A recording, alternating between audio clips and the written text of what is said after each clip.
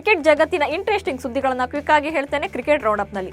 ನಾನು ಶಾಂತ. ನೀವು ಸುದ್ದಿಯಾನದ ಸಬ್ಸ್ಕ್ರೈಬರ್ ಆಗೋದಕ್ಕೆ ಮರಿಬೇಡಿ.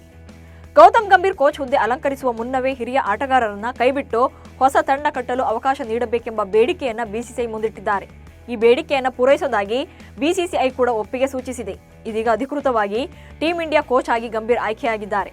ಇದರ ಮಧ್ಯೆ ರೋಹಿತ್ ಶರ್ಮಾ ವಿದಾಯಕ್ಕೂ ಕೂಡ ಡೆಡ್ಲೈನ್ ಫಿಕ್ಸ್ ಆಗಿದೆ ಎಂಬ ಮಾತು ಕೇಳಿ ಬರ್ತಾ ಇದೆ. ಗೌತಮ್ ಗಂಭೀರ್ ಅವರ ಕೋಚಿಂಗ್ನಲ್ಲಿ ರೋಹಿತ್ ಶರ್ಮಾ 2025ರವರೆಗೆ ಮಾತ್ರ ಕಾಣಿಸಿಕೊಳ್ಳಲಿದ್ದಾರೆ. ಮತ್ತೆ ಕ್ರಿಕೆಟ್ ಕಂಟಿನ್ಯೂ ಮಾಡೋ ಆಸೆ ಇದ್ರೂ ಕೂಡ ಕೋಚ್ ಆಗಿರೋ ಗೌತಮ್ ಗಂಭೀರ್ ಅವಕಾಶ ಕೊಡೋ ಸಾಧ್ಯತೆ ಇಲ್ಲ ಎನ್ನಲಾಗ್ತಿದೆ. ಟೀಂ ಇಂಡಿಯಾದ ಸಹಾಯಕ ಕೋಚ್ ಹುದ್ದೆಗೆ ಮಾಜಿ ಆಲ್ರೌಂಡರ್ ಅಭಿಷೇಕ್ ನಾಯರ್ ಆಯ್ಕೆ ಮಾಡುವಂತೆ ಗೌತಮ್ ಗಂಭೀರ್ ಬೇಡಿಕೆ ಇಟ್ಟಿದ್ದಾರೆ.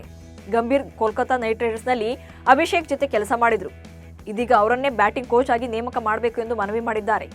ಅಭಿಷೇಕ್ ನಾಯರ್ ಈ ಹಿಂದೆ ಐಪಿಎಲ್ನಲ್ಲಿ ಆರ್ಸಿಬಿ ಪರವಾಗಿ ಆಟವಾಡಿದ್ರು. Team India success coach Rahul ದ್ರಾವಿಡ್ಗೆ ಆಫರ್ ಮೇಲೆ ಆಫರ್ ಮಾಡ್ತಿದೆ ಕೋಲ್ಕತಾ ನೈಟ್ ರೈಡರ್ಸ್.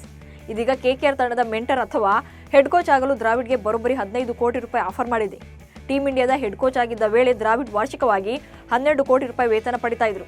ಅದಕ್ಕಿಂತ ಹೆಚ್ಚು ಹಣವನ್ನ 3 ತಿಂಗಳ ಅವಧಿಗೆ ದ್ರಾವಿಡ್ಗೆ ನೀಡಲು ಕೆಕೆಆರ್ ಫ್ರಾಂಚೈಸಿ ಮುಂದಾಗಿದೆ.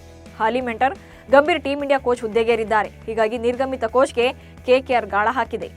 ಬೌಲರ್ ಮೊಹಮ್ಮದ್ ಸಿರಾಜ್ಗೆ ತೆಲಂಗಾಣ ಮುಖ್ಯಮಂತ್ರಿ ರೇವಂತ್ ರೆಡ್ಡಿ ಜಮೀನು ಮತ್ತು ಸರ್ಕಾರಿ ಹುದ್ದೆ ನೀಡುವುದಾಗಿ ಘೋಷಣೆ ಮಾಡಿದ್ದಾರೆ. ಇತ್ತೀಚೆಗಷ್ಟೇ ತಮ್ಮ ತವರು ತೆಲಂಗಾಣಕ್ಕೆ ಆಗಮಿಸಿದ್ದ ಸಿರಾಜ್ರನ್ನ ಮಂಗಳವಾರ ಮುಖ್ಯಮಂತ್ರಿ ರೇವಂತ್ ರೆಡ್ಡಿ ಅವರು ತಮ್ಮ ನಿವಾಸದಲ್ಲಿ ಶಾಲು ಹೊದಿಸಿ ಸನ್ಮಾನ ಮಾಡಿದರು. ಅಲ್ಲದೆ ಸಿರಾಜ್ಗೆ ಹೈದರಾಬಾದ್ನಲ್ಲಿ ಜಾಗ ಹಾಗೆ ಸರ್ಕಾರಿ ಹುದ್ದೆ ನೀಡಲು ಅಧಿಕಾರಿಗಳಿಗೆ ಸೂಚನೆ ನೀಡಿದ್ದಾರೆ. ಮೊಹಮ್ಮದ್ ಸಿರಾಜ್ ಇಡೀ ದೇಶವೇ ಹೆಮ್ಮೆ ಪಡುವಂತ ಸಾಧನೆ ಮಾಡಿದ್ದಾರೆ. ಅವರು ನಮ್ಮ ತೆಲಂಗಾಣದವರು ಎನ್ನುವುದು ನಮ್ಮ ಹೆಮ್ಮೆ ಎಂದು ತೆಲಂಗಾಣ ಸಿಎಂ ಹೇಳಿದ್ದಾರೆ. ಹಾರ್ದಿಕ್ ಪಾಂಡ್ಯ ಮತ್ತು ನತಾಶಾ ಒಂದಾಗುವ ಚಾನ್ಸೇ ಇಲ್ಲ ಎಂದು ನತಾಶಾ ಸ್ನೇಹಿತೆ ಹೇಳಿದ್ದಾರೆ. ಹಾರ್ದಿಕ್ ಪಾಂಡ್ಯ ಮತ್ತು ನತಾಶಾ ದಂಪತಿ ದೂರ ಆಗಿದ್ದಾರೆ ಎಂಬ ಸುದ್ದಿ ಕೇಳಿ ತುಂಬಾ ದಿನಗಳ ನಂತರ ಸ್ನೇಹಿತೆಯೊಬ್ಬರು ಇಬ್ಬರ ರಿಲೇಶನ್ಶಿಪ್ ಬಗ್ಗೆ ಮಾತನಾಡಿದ್ದಾರೆ.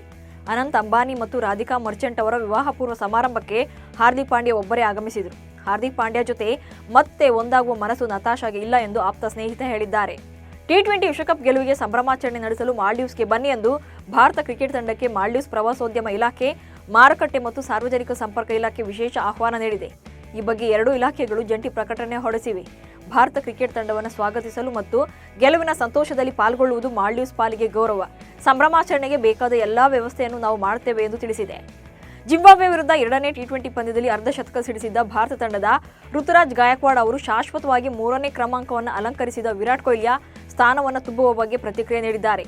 ಭಾರತ ತಂಡದಲ್ಲಿ ವಿರಾಟ್ ಕೊಹ್ಲಿಯ ಸ್ಥಾನವನ್ನು ಅಲಂಕರಿಸುವುದು ಕಷ್ಟದ ಕೆಲಸ ಎಂದು ಹೇಳಿದ್ದಾರೆ. ಇದರ ಬಗ್ಗೆ ನಾನು ಯೋಚಿಸುವುದಿಲ್ಲ. ಈ ಹಿಂದೆ ಕೂಡ ನಾನು ಈ ಮಾತನ್ನ ಹೇಳಿದ್ದೆ ಎಂದು ಗಾಯಕ್ವಾಡ್ ಪ್ರತಿಕ್ರಿಯೆ ನೀಡಿದ್ದಾರೆ.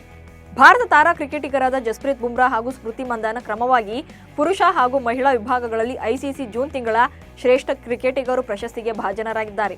ಇದೇ ಮೊದಲ ಬಾರಿಗೆ ಒಂದೇ ದೇಶದ ಇಬ್ಬರು ಒಟ್ಟಿಗೆ ಶ್ರೇಷ್ಠ ಕ್ರಿಕೆಟರ್ಸ್ ಗೌರವಕ್ಕೆ ಪಾತ್ರರಾಗಿದ್ದಾರೆ. ವಿಶ್ವಕಪ್ನಲ್ಲಿ ತೋರಿದ ಅಮೋಘ ಪ್ರದರ್ಶನದಿಂದಾಗಿ ಬುಮ್ರಾ ಅವರು ರೋಹಿತ್ ಶರ್ಮಾ ಹಾಗೂ ಅಫ್ಘಾನಿಸ್ತಾನದ ರಹಮಾನುಲ್ಲಾ ಗುರ್ಬಾಜ್ರನ್ನ ಹಿಂದಿಕ್ಕಿ ಪ್ರಶಸ್ತಿಗೆ ಆಯ್ಕೆಯಾಗಿದ್ದಾರೆ. ವಿಶ್ವದ ಮೊದಲ ಆಲ್ ವೆದರ್ ಕ್ರಿಕೆಟ್ ಸ್ಟೇಡಿಯಂ ನಿರ್ಮಿಸಲು ಆಸ್ಟ್ರೇಲಿಯಾ ಸರ್ಕಾರ ಮುಂದಾಗಿದೆ.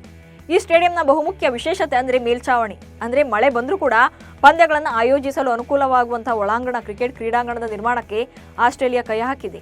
ಈ ಹಿಂದೆ ಆಸ್ಟ್ರೇಲಿಯಾ ಸರ್ಕಾರ ಮೆಲ್ಬರ್ನ್ನಲ್ಲಿ ಮಾರ್ವೆಲ್ ಸ್ಟೇಡಿಯಂ ನಿರ್ಮಾಣ ಮಾಡಿತ್ತು. ಈ ಸ್ಟೇಡಿಯಂಗೂ ಕೂಡ ಮೇಲ್ಛಾವಣಿ ಇದೆ. ಆದರೆ ಈ ರೂಫಿಂಗ್ ಸ್ಟೇಡಿಯಂ ಅನ್ನ ಪಂದ್ಯಗಳಿಗಾಗಿ ನಿರ್ಮಿಸಲಾಗಿಲ್ಲ. ಅಲ್ಲದೆ ಇಲ್ಲಿ ಕ್ರಿಕೆಟ್ ಪಂದ್ಯ ನಡೆದಾಗ ಅನೇಕ ಬಾರಿ ಚೆಂಡು ಮೇಲ್ಛಾವಣಿಗೆ ಬಡಿದಿದೆ.